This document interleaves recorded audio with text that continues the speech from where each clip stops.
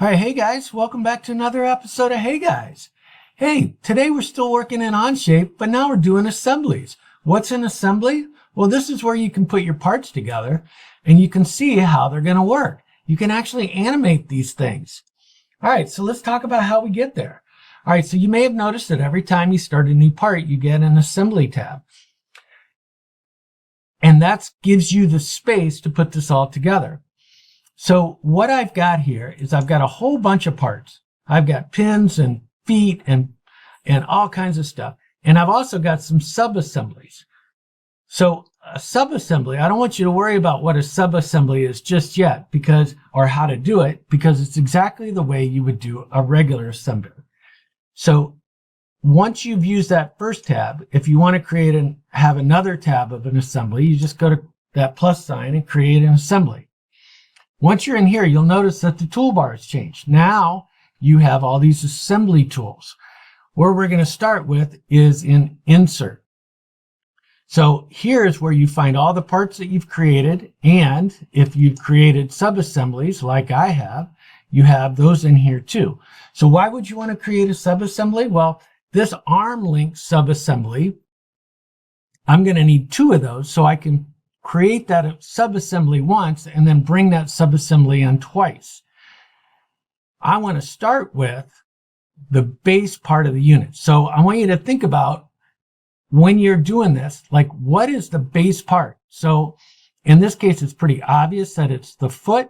So I'm going to bring the foot in, but maybe you don't know. Maybe what you have is a handheld thing. Well, think about one part that should be just sitting there, not able to move, and everything else that moves kind of attaches to it. Think about what that part is. All right, so once I've clicked on the foot, you can see that it brings it in, but it's yellow. That means it's not fixed yet. If I just go straight up to the green check and click the green check, that's good, because what that'll do is that'll lock the origin point that was created when I created the foot and the origin point of the assembly together, and that's what you want. If I messed up and came over here and I accidentally moved that around and then clicked it down and now it's blue, don't despair. It's okay. We can fix that. All you have to do is come over here. When you click on the part, you get this little thing that lets you move it around. Remember, the arrow lets you move it forward and backwards. The circles let you rotate it. The squares let you move it around in a plane. But you can grab this center part right here, this circle. And if I drag this over to where the origin was, you can kind of see that it snapped there. And I click on that again and right click it. I can come up here on that menu and say move to origin.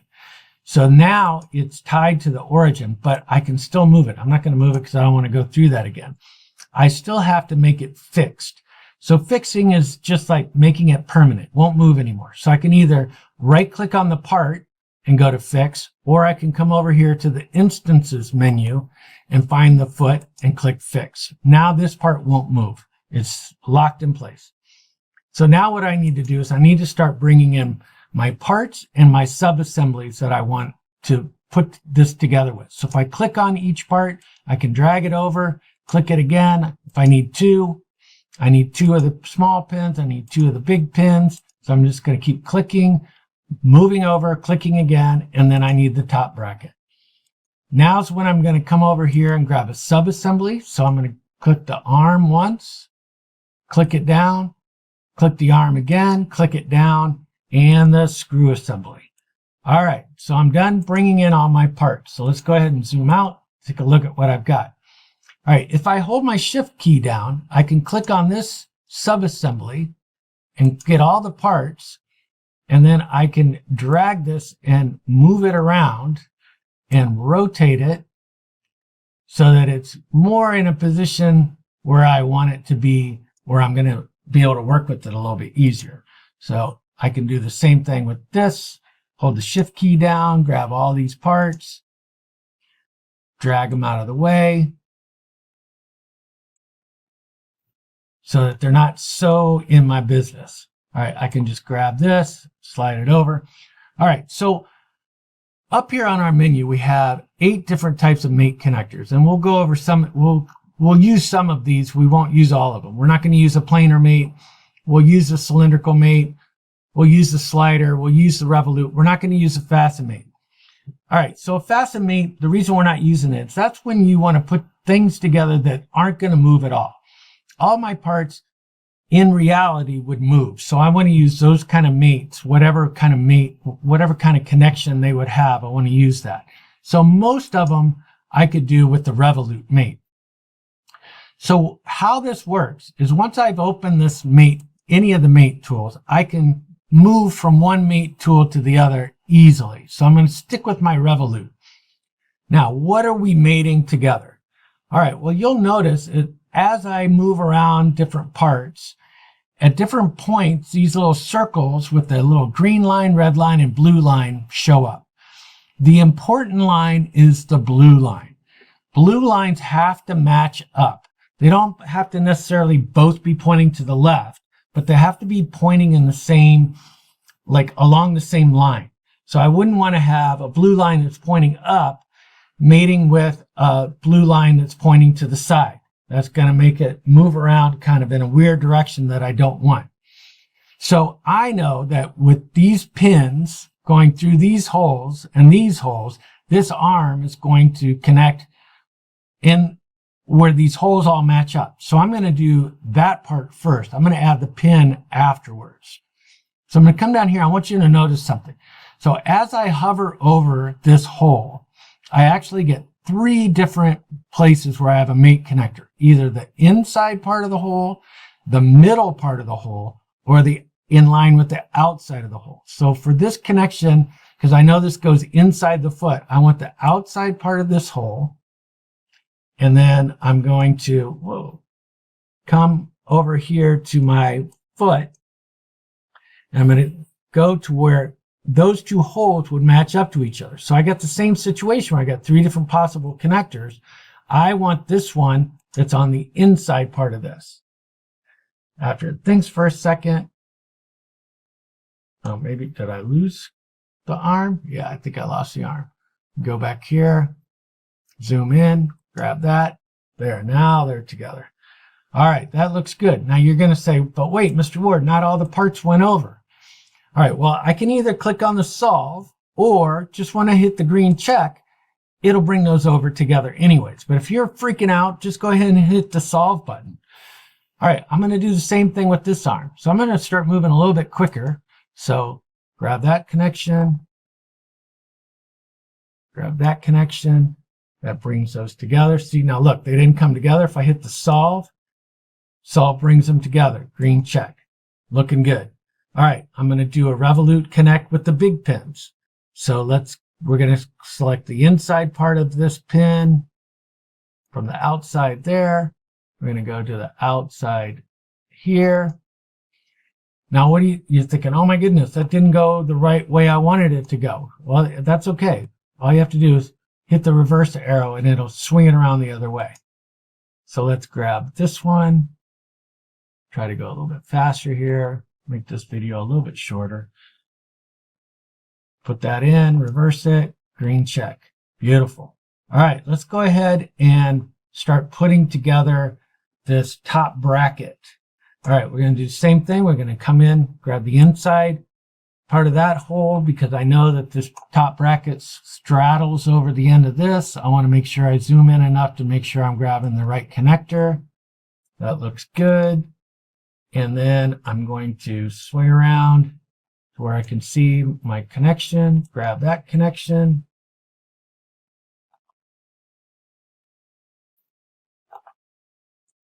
And hopefully I get the right side of this arm.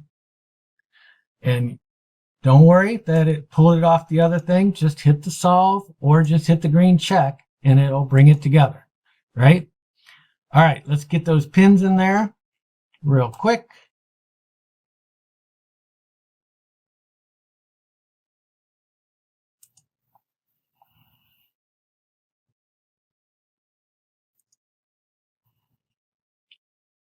Good.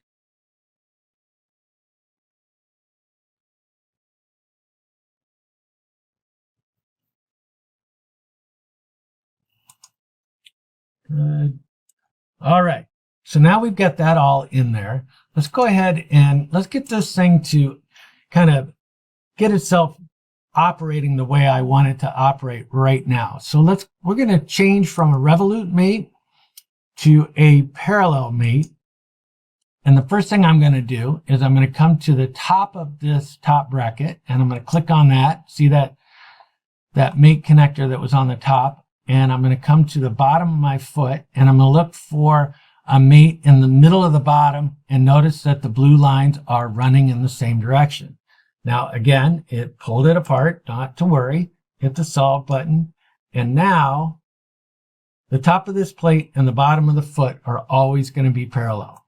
Now I want to do the same thing with these pins, right? So you're asking, well, how did you even know that? Well, I knew that because I know how this scissor jack is supposed to work. That these are supposed to always be parallel to each other, no matter what position this thing is in. I just have to find the right plane to set it up so that it works that way. All right, let's go ahead and zoom back and go ahead and close this for a minute, and we'll see that when we pull this up, that those should all stay parallel to each other. Now, these might be running at an angle, but still parallel. We're going to fix that in just a second. All right, now to put this screw pin in, I can either use a revolute mate or a cylindrical mate. A cylindrical mate allows something to rotate and slide, whereas a revolute mate only allows it to rotate. I'm going to go ahead and do this with the revolute mate. That seems like the most expeditious way to do it.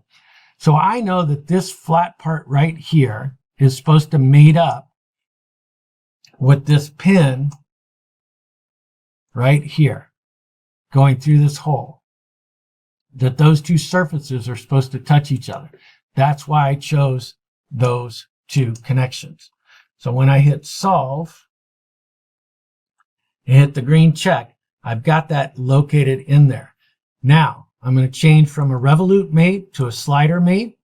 I'm going to come onto the shaft of the pin, and what I'm looking for is I'm looking for a mate. Doesn't really matter where it is, where the blue line is running in the same direction as the pin itself, that long metal rod. Now I'm going to come here to this hole and notice that the blue line is running straight through the hole. I click on that, hit the green check, and now my jack is all put together. It works as it should. Now I could go back and add some limits to these revolutes here by hitting edit, and I can tell it I only want it to rotate so far. Maybe my minimum is 0 degrees or 45 degrees, whatever. Not necessarily that important. If you really want it to work properly, you would add a few limits. All right. Hopefully you guys got all that. I know I went fast. I'd say watch it again if you need to, or, ask somebody that knows what they're doing for a little bit of help. Remember, the most important thing is that blue line in that mate connector. You make sure that those are running the way you want the parts to go together, and I think you should be okay. All right. Thanks for tuning in, guys. Don't forget, like and subscribe.